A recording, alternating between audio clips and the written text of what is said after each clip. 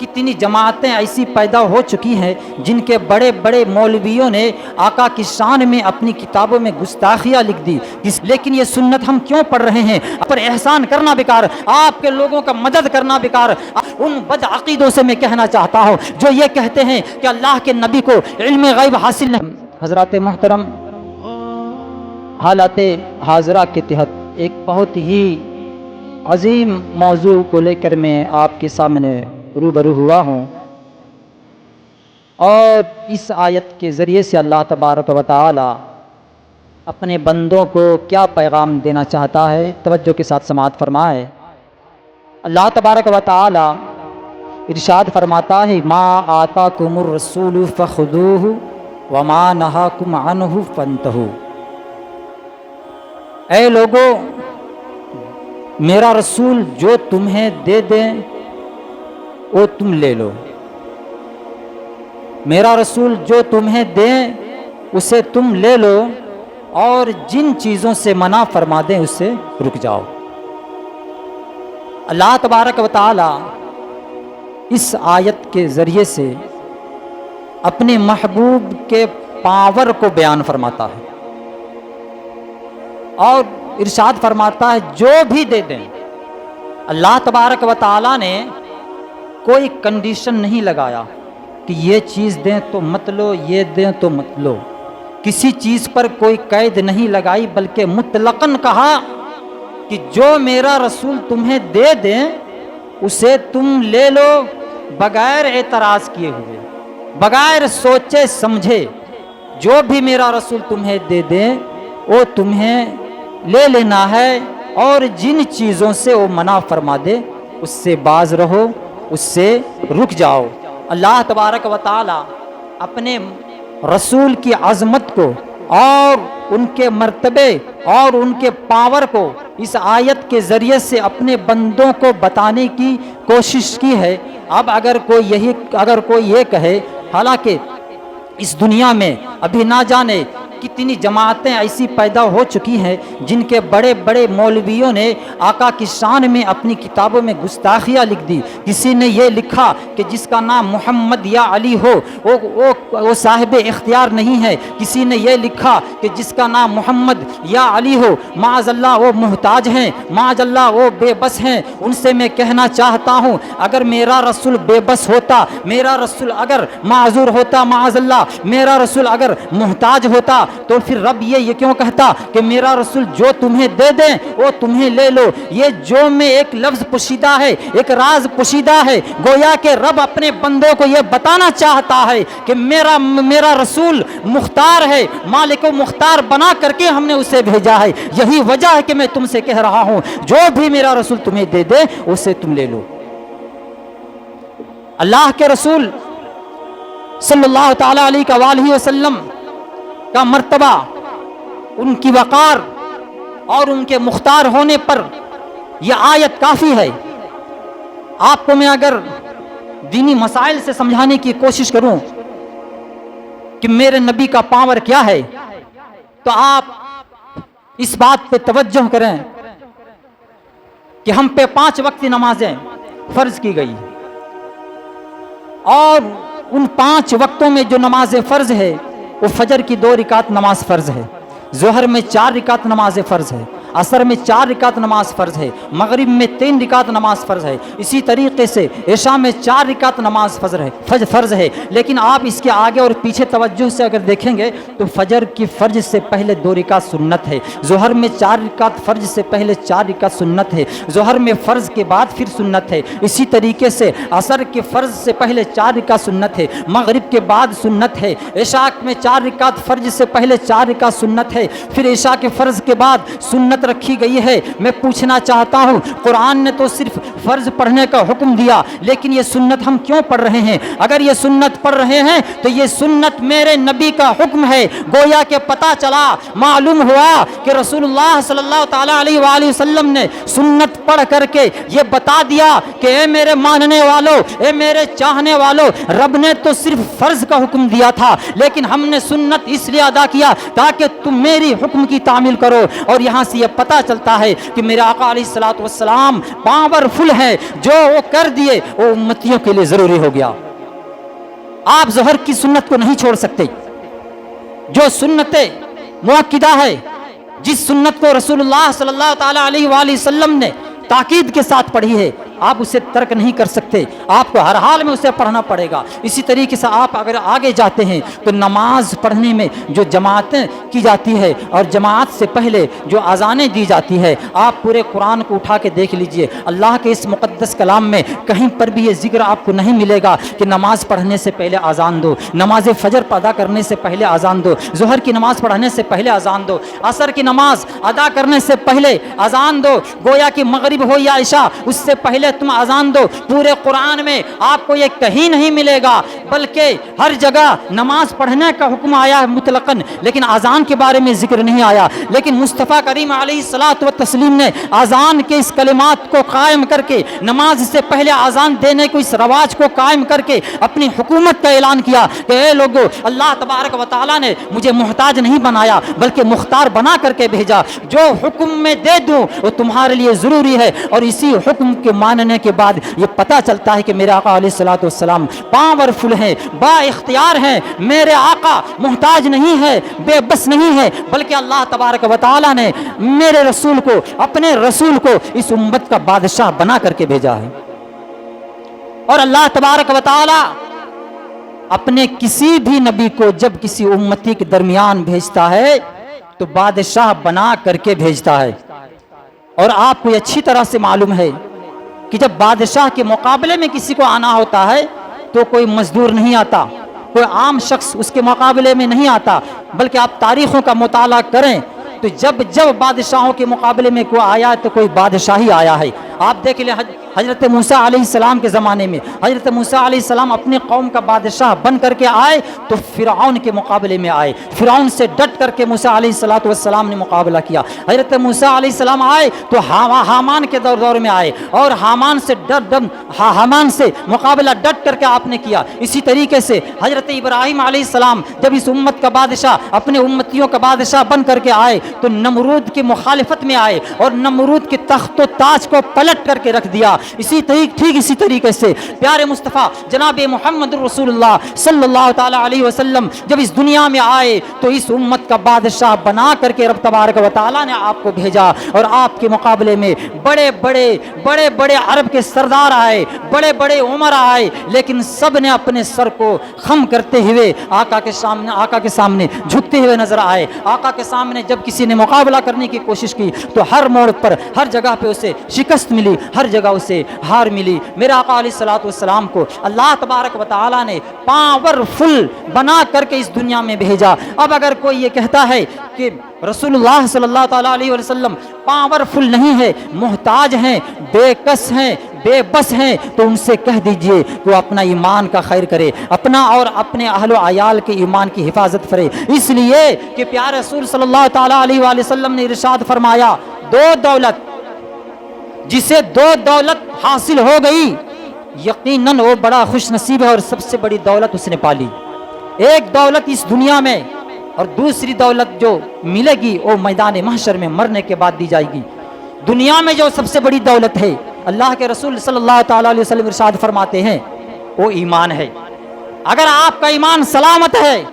تو آپ کی نماز سلامت، آپ کے روزے سلامت، آپ کی عبادت سلامت۔ اگر آپ کا ایمان ڈگمگا گیا، اگر آپ کا ایمان ختم ہو گیا، اگر آپ کے ایمان کا جنازہ نکل گیا تو آپ کی نمازیں بیکار، آپ کے روزے بیکار، آپ کے زکوٰۃ بیکار، آپ کے لوگوں کے اوپر احسان کرنا بیکار، آپ کے لوگوں کا مدد کرنا بیکار، آپ کا ہر اعمال صالحہ جو آپ نے اللہ کی رضا کے لیے کی تھی، اگر آپ کا ایمان میں نقص بھی آیا، آپ کے ایمان میں اگر خرابی آ گئی تو سارے اعمال برباد کر دیے جائیں گے اور جہنم میں آپ کو ڈال دیا جائے گا۔ یہ دولت، سب سے بڑی دولت جو ہے دنیا میں، وہ ایمان ہے۔ جس کو ایمان حاصل ہو گیا سمجھو کہ سب کچھ اسے حاصل ہو گیا۔ اور مرنے کے بعد سب سے بڑی دولت جو دی جائے گی، اللہ کے رسول صلی اللہ تعالیٰ علیہ وسلم ارشاد فرماتے ہیں، وہ اللہ کا دیدار ہوگا۔ اللہ اپنے نیک بندوں کو اپنا دیدار عطا فرمائے گا۔ ایک بندے کے لیے اس سے بڑی چیز کیا ہو سکتی ہے کہ جس سے وہ ہمیشہ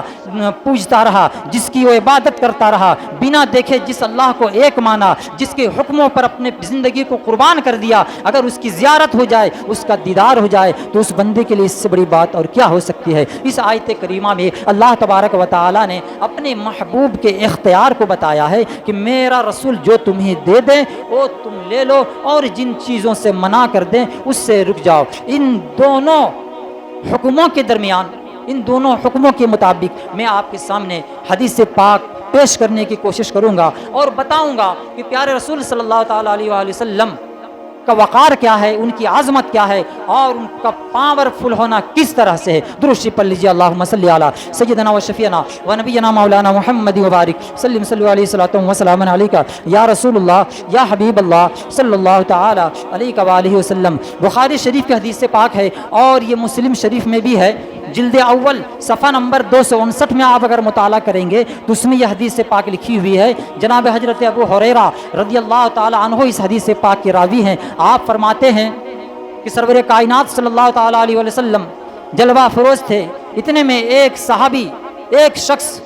ان کے بارگاہ میں آتا ہے، اور ان کے آنے کا جو انداز تھا، مسلم شریف میں آتا ہے کہ ان کے جو آنے کا انداز تھا کہ اپنے چہرے پہ تھپڑ مارتے ہوئے پاگلوں کی طرح حضور کی بارگاہ میں وہ شخص حاضر ہوتا ہے، اور حاضر ہو کے عرض کرتا ہے یا رسول اللہ ہلک تو، یا رسول اللہ، یا رسول اللہ میں ہلاک ہو گیا، یا رسول اللہ میں برباد ہو گیا، یا رسول اللہ میں تباہ و برباد ہو گیا۔ اللہ کے رسول فرماتے ہیں اے شخص آخر تجھ سے کون سی گناہ ہو گئی، کون سی خطا ہو گئی کہ تو اس قدر پریشان ہے؟ وہ شخص کہتا ہے یا رسول اللہ مجھ سے بہت بڑی خطا ہو گئی، مجھ سے بہت بڑا گناہ ہو گیا۔ اللہ کے رسول فرماتے ہیں بتاؤ تو صحیح وہ کون سی خطا ہو گئی اور کون سا گناہ تم سے ہو گیا کہ تم اس قدر پچھتاوے میں ہو، تم اس قدر پریشان ہو؟ وہ شخص آگے سے عرض کرتا ہے یا رسول اللہ میں ہلاک ہو گیا، میں برباد ہو گیا، روزے کی حالت میں ہم نے اپنی بیوی سے صحبت کر لی ہے۔ جب یہ بات اللہ کے رسول نے سنی تو اپنے سر کو نیچے کر دیتے ہیں اور پھر کچھ دیر وہ سوچنے لگتے ہیں۔ یاد رکھیں آپ حدیث پاک سنتے بھی جائیں اور مسئلے کی جانکاری بھی لیتے جائیں۔ اگر کوئی شخص روزہ رکھا ہے اور روزے کی حالت میں اگر اس نے اپنی بیوی کے ساتھ صحبت کر لیا تو پھر اس کا روزہ ٹوٹ جائے گا، ساتھ ہی ساتھ اس کے اوپر اس روزے کا کفارہ لازم آئے گا۔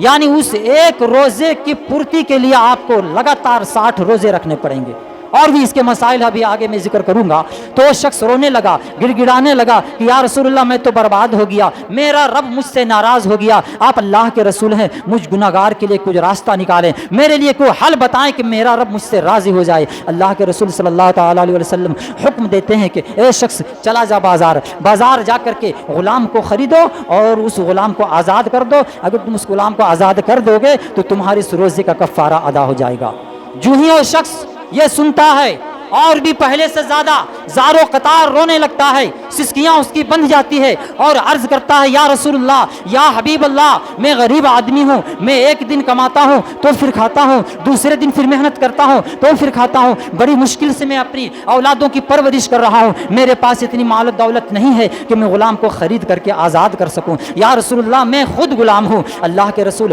صلی اللہ تعالیٰ علیہ وآلہ وسلم دوسرا حکم نافذ فرماتے ہیں، پھر اے شخص تو ایسا کر کہ تو 60 روزے رکھ، 60 روزے رکھو، وہ بھی پے در پے، یعنی ایک بھی روزہ بیچ میں چھوٹنا نہیں چاہیے ورنہ پھر سے دوبارہ تمہیں 60 روزے رکھنے ہوں گے۔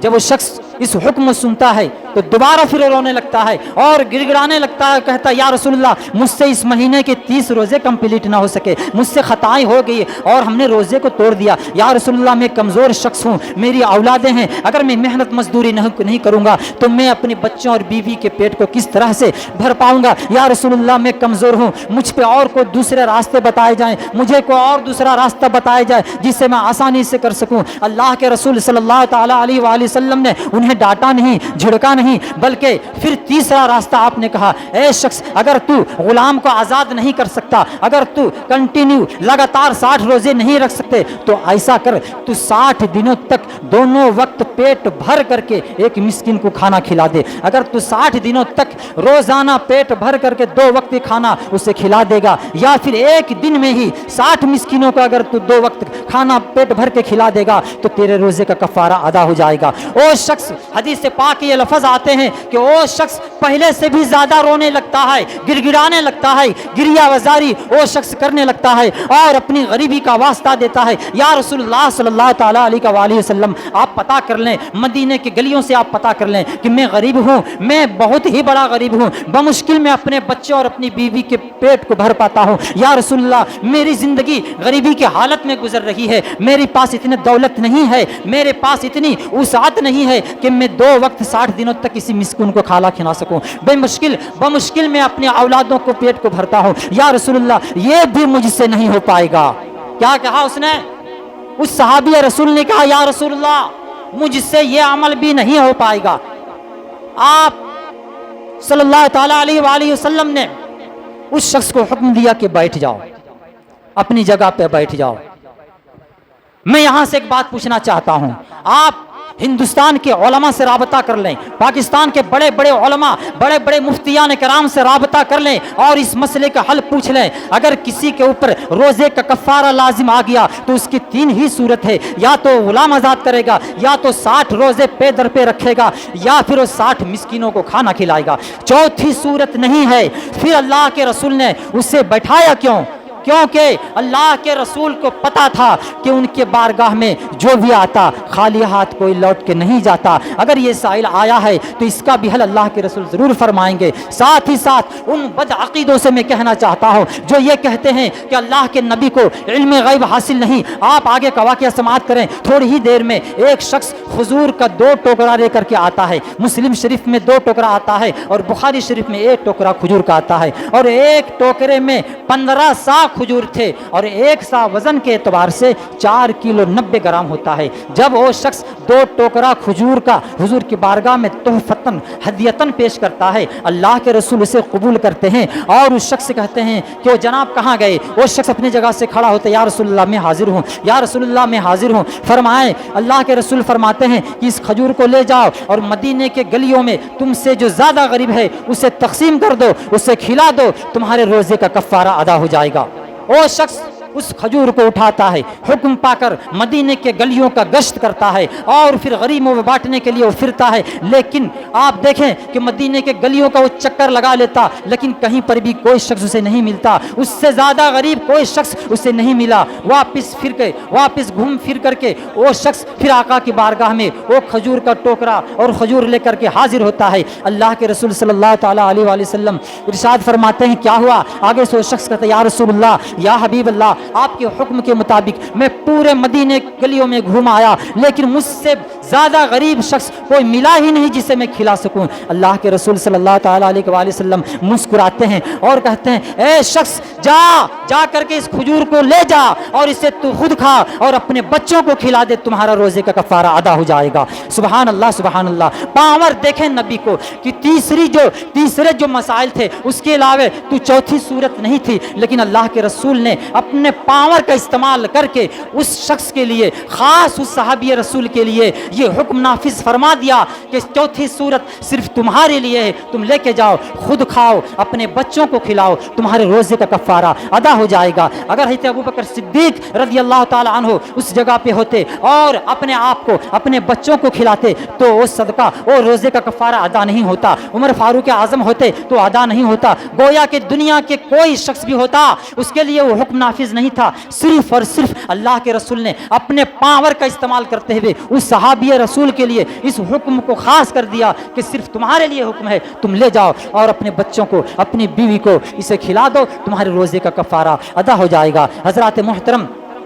اللہ کے رسول صلی اللہ تعالیٰ علیہ وآلہ وسلم اس دنیا میں امت کا بادشاہ بن کر کے آئے اور امت کا بادشاہ قیامت تک بن کر کے رہیں گے. اللہ کے رسول صلی اللہ تعالیٰ علیہ وآلہ وسلم با اختیار ہیں, لوگوں کو نوازتے ہیں اور قیامت تک نوازتے رہیں گے۔ یہ تو بات تھی کہ اللہ کے رسول صلی اللہ تعالیٰ علیہ وآلہ وسلم نے اس صحابی رسول کے لیے چوتھی صورت نکال دی۔ آگے کی اور سی باتیں ہیں جسے آپ سماعت کریں، اس کے بعد میں انشاءاللہ تعالیٰ اپنی گفتگو کو آخر تک لے کے جاؤں گا۔ درود شریف پڑھ لیجیے۔ اللہم صلی علی سیدنا و شفیعنا و نبینا مولانا محمد وبارک سلم صلی علیہ صلاۃ و سلام علیک یا رسول اللہ یا حبیب اللہ صلی اللہ تعالیٰ علیہ وآلہ وسلم۔ حضرت برہ بن عازب رضی اللہ تعالیٰ عنہ، یہ صحابی رسول ہیں، یہ عرض کرتے ہیں کہ میرا ماموں ابو دردہ رضی اللہ تعالیٰ عنہ تھے۔ واقعہ یوں ہے، یہ قربانی کے حوالے سے یہ مسئلہ ہے، آپ اسے سماعت کریں اور مسئلے کی جانکاری بھی لیں۔ ابو دردہ رضی اللہ تعالیٰ عنہ نے نماز عید الاضحیٰ سے پہلے قربانی کر دی۔ جب پیارے رسول صلی اللہ تعالیٰ علیہ وآلہ وسلم کو پتہ چلا تو آپ نے قاصد کو بھیجا کہ ابو دردہ کو بلایا جائے۔ ابو دردہ حاضر ہوئے اور عرض کہ یا رسول اللہ صلی اللہ تعالیٰ علیہ وآلہ وسلم حکم ہو۔ آپ فرماتے میں نے سنا کہ تو نے نماز سے پہلے ہی قربانی کر دی۔ ابو دردہ کہتے ہیں یا رسول اللہ ہاں۔ اللہ کے رسول فرماتے ہیں تو نے گوشت تو پا لیا لیکن تیری قربانی نہیں ہوئی۔ جو ہی اتنا سننا تھا ابو دردہ رونے لگے، گریہ بازاری کرنے لگے، یا رسول اللہ مجھے اس مسئلے کی جانکاری نہیں تھی، کم علمی کی بنیاد پر ہم نے یہ کیا، یا رسول اللہ اب کون سا راستہ نکلے گا، کرم کی نگاہ فرمائیں، یا رسول اللہ میرے پاس اور کوئی جانور نہیں۔ اللہ کے رسول صلی اللہ تعالیٰ علیہ وآلہ وسلم عرض کرتے ہیں اے ابو دردہ کیا تمہارے پاس کوئی جانور نہیں؟ ابو دردہ فرماتے ہیں میرے پاس بکری کا صرف ایک بچہ جو 6 مہینے کا ہے، اس کے علاوہ میرے پاس اور کوئی جانور نہیں۔ اللہ کے رسول صلی اللہ تعالیٰ علیہ وآلہ وسلم جب اس بکری کے 6 مہینے بچے کے بارے میں سنتے ہیں تو یہاں سے آپ ایک مسئلے کی پہلے جانکاری لے لیں۔ مسئلہ یہ ہے کہ جب دمبا اور بھیڑ کا بچہ 6 مہینے کا ہو اور دکھنے میں اتنا موٹا تازہ ہو کہ 1 سال کا لگتا ہو تو پھر دمبا اور بھیڑ کے اس بچے کی قربانی جائز ہے، اگرچہ 6 مہینے کا ہو، لیکن اگر وہ کھلا پلا کر کے اس کے اتنا موٹا کر دیا گیا کہ دیکھنے میں اگر سال بھر معلوم ہوتا ہو تو پھر اس دمبے یا بھیڑ کے بچے کی قربانی آپ دے سکتے ہیں، قربانی جائز ہے۔ لیکن بکری کا بچہ اگر 6 مہینے کا ہو، 8 مہینے کا ہو، 1 سال سے کم ہو، 1 دن کم ہو یا آدھا گھنٹہ ہی اگر کم ہو تو اس بکری کے بچے کی قربانی جائز نہیں۔ لیکن اللہ کے رسول صلی اللہ تعالیٰ علیہ وآلہ وسلم کی فرمان پہ آپ قربان جائیں۔ پیارے رسول صلی اللہ تعالیٰ علیہ وآلہ وسلم نے ابو دردہ کو اپنی بارگاہ سے خالی نہیں لوٹایا، ان کو مایوس نہیں لوٹایا۔ جب انہوں نے کہا کہ میرے پاس صرف بکری کے 6 مہینے کا ایک بچہ ہے تو اللہ کے رسول صلی اللہ تعالیٰ علیہ وآلہ وسلم نے فرمایا اے ابو دردہ جا تمہارے لیے میں خاص کرتا ہوں، صرف یہ حکم تمہارے لیے ہے، تم اس 6 مہینے کے بکری کے بچے کو قربانی دے دے، اللہ تبارک و تعالیٰ تمہاری اس قربانی کو قبول فرما لے گا۔ میں پوچھنا چاہتا ہوں لوگوں سے، جو لوگ اللہ کے رسول پہ انگلیاں اٹھاتے ہیں اور یہ کہتے ہیں کہ اللہ نے اپنے رسول کو با اختیار بنا کر کے نہیں بھیجا، اپنے محبوب کو با اختیار بنا کر کے نہیں بھیجا، محتاج بنا کر کے بھیجا، آپ ان لوگوں کے، ان جماعتوں کی، اس اکابر مولویوں کی کتابوں کا مطالعہ کر لیں، ایسے نہ جانے کتنے الفاظ نبی کی شان میں گستاخی بھرے الفاظ آپ کو ملیں گے جو سیدھے سیدھے اس بات کی دلالت کرتی ہے کہ اللہ کے رسول جناب محمد رسول اللہ صلی اللہ تعالیٰ علیہ وآلہ وسلم میں گستاخی کرنے کی کوشش کرتے ہیں۔ ایسے الفاظ آپ کو نہیں، ایک نہیں بلکہ کئی مل جائیں گے۔ ذرا سوچنے کی بات ہے، غور کریں اور توجہ سے سماعت کریں۔ جو انسان ایمان کی حالت میں اس دنیا سے نہیں گیا پھر اس کا ٹھکانہ جہنم ہے، اور جس نے ایک لفظ بھی اللہ کے رسول کے شان میں گستاخی کر لی، اگر اللہ کے رسول کے شان میں صرف ان کے نالین مبارک کے بارے میں، ان کے چپل مبارک جو ہے ان کے بارے میں اگر توہین سے کسی دوسرے الفاظ میں کہہ دیا تو علماء لکھتے ہیں کہ وہ انسان مسلمان نہیں رہے گا بلکہ کافر ہو جائے گا۔ میں آپ سے پوچھنا چاہتا ہوں، آج یہ بیماری ایک وائرس کی طرح پھیل گئی ہے، آج یہ بیماری کینسر سے کہیں زیادہ بڑھ چکی ہے۔ آپ اپنے ہی رشتہ دار میں دیکھ لیں، الگ الگ جماعتوں میں لوگ ملیں گے، کوئی اپنے آپ کو اہل حدیث کہتا ہوا نظر آ رہا ہے، کوئی اپنے آپ کو دیوبندی کہتا ہوا نظر آ رہا ہے، کوئی اپنا آپ کو سنی اہل سنت والجماعت میں بتاتا ہے۔ ایک ہی جماعت ہے، ایک ہی جو ہے سو قوم ہے اور ایک ہی پریوار ہے، لیکن طرح طرح کے لوگ ماننے والے ہیں، الگ الگ عقیدے کو اختیار کر کے رکھے ہیں۔ میں ان کو پیغام دینا چاہتا ہوں، میں ان کو اس منچ سے، اس جمعہ مبارک کے اس منچ سے میں آپ کو یہ پیغام دینا چاہتا ہوں کہ اگر آپ چاہتے ہیں کہ جہنم کے آگ سے بچیں، اگر آپ چاہتے ہیں کہ آپ کے اہل و عیال کو اللہ تبارک و تعالی جہنم میں نہ ڈالے، تو باز آ جائیں، اپنے آپ کو بھی جہنم سے بچائیں اور اپنے اہل و عیال کو بھی جہنم کے آگ سے بچائیں، اس لیے کہ جو اللہ کے رسول کا ہو گیا وہی اللہ کا ہوگا۔ جس نے اللہ کے رسول سے دشمنی کر لی گویا کہ وہ اللہ کا دشمن ہے، چاہے وہ آپ کا بھائی کیوں نہ ہو، چاہے آپ کا بیٹا کیوں نہ ہو، چاہے آپ کا کوئی بھی رشتہ دار ہو۔ یاد رکھیں، اگر اس کا ایمان سلامت ہے، اگر اس کا عقیدہ سلامت ہے، تبھی جا کر کے اس کے لیے سلامتی ہے اور اس کے لیے خوشخبری ہے۔ جنت کو اللہ تبارک و تعالیٰ نے اسی شخص کے لیے بنایا جو صاحب ایمان ہوگا۔ اللہ کے رسول کے شان میں اگر کوئی گستاخی کرتا ہے تو آپ پہ یہ فرض ہے، آپ پہ یہ لازم ہے کہ آپ اس کا بائیکاٹ کریں، آپ اس سے رشتہ داری توڑ دیں، اگرچہ آپ کا بیٹا ہو آپ اس سے دور رہیں۔ حضرت سیدنا ابو بکر صدیق رضی اللہ تعالی عنہ سے زیادہ فضیلت کون سا شخص رکھتا ہوگا؟ لیکن آپ تاریخوں کا اگر مطالعہ کریں گے تو ایک طرف جنگ میں کافروں کے ساتھ ابو بکر صدیق کا بیٹا ہوتا ہے اور دوسری طرف ابو بکر صدیق آقا کے ساتھ ان کے ساتھ ہوتے ہیں، دونوں طرف سے جنگ ہوتا ہے، جنگ بالکل گرم ہو جاتا ہے اور یہ معرکہ بالکل موسم پہ ہوتا ہے اور لڑائی کرتے کرتے ایک لمحہ، ایک وقت ایسا آتا ہے کہ وہ ایک طرف سے ابو بکر صدیق کا بیٹا سامنے آتا ہے، دوسری طرف سے حضرت سیدنا ابو بکر صدیق سامنے میں آتے ہیں اور باپ بیٹے کا مقابلہ ہو جاتا ہے۔ اتنے میں دونوں طرف سے تلواریں چلنے لگتی ہے اور اس تلواروں کی زد میں ایک لمحہ ایسا آتا ہے کہ ابو بکر صدیق کا گردن ہوتا ہے اور ان کے بیٹے کا تلوار ہوتی ہے، لیکن وہ بیٹا اپنے باپ کو باپ سمجھ کر کے معاف کر دیا کہ میرے والد ہیں، اپنے تلوار کو ہٹا لیتے ہیں۔ جب یہ معاملہ ختم ہوا، جنگ ختم ہوئی، بعد میں پھر ان کے وہ بیٹے ایمان لائے، اللہ کے رسول کے ہاتھ پر کلمہ پڑھ کر کے مشرف با اسلام ہوئے اور پھر اس واقعہ کو ابو بکر صدیق کے بارگاہ میں وہ سناتے ہیں کہ میرے ابو وہ فلاں جنگ میں ایک موقع، ایک لمحہ ایسا آیا تھا کہ اگر میں چاہتا تو میں آپ کے گردن کو اڑا دیتا۔ باپ بیٹے میں بات ہو رہی ہے، وہ بیٹا کہتا ابو بکر صدیق سے اگر میں چاہتا تو آپ کے گردن کو قلم کر دیتا، لیکن ہم نے آپ کو اپنا باپ سمجھ کر کے معاف کر دیا۔ ابو بکر صدیق کے الفاظ پہ قربان جاؤ مسلمانوں، وہ لوگ جو اپنے بھائی، اپنے رشتہ داری کو دیکھتے ہیں کہ یہ ہمارا بدعقیدہ بھلے ہے لیکن ہے تو ہمارا نہیں، جب بات ایمان کی آئے گی تو رشتہ داری نہیں دیکھی جائے گی، بات جب عقیدے کی آئے گی تو محبت نہیں دیکھی جائے گی۔ ابو بکر صدیق کہتے ہیں یہ تو نے کیا، تو نے مجھ پہ رحم کیا اپنا باپ سمجھ کر کے، لیکن قسم خدا کی میں اللہ کو گواہ بنا کر کے یہ الفاظ کہتا ہوں، اگر میرے تلوار کے نیچے تمہارا گردن آ جاتا تو میں یہ نہیں دیکھتا کہ تم میرا بیٹا ہے، میں تمہارے گردن کو مار دیتا۔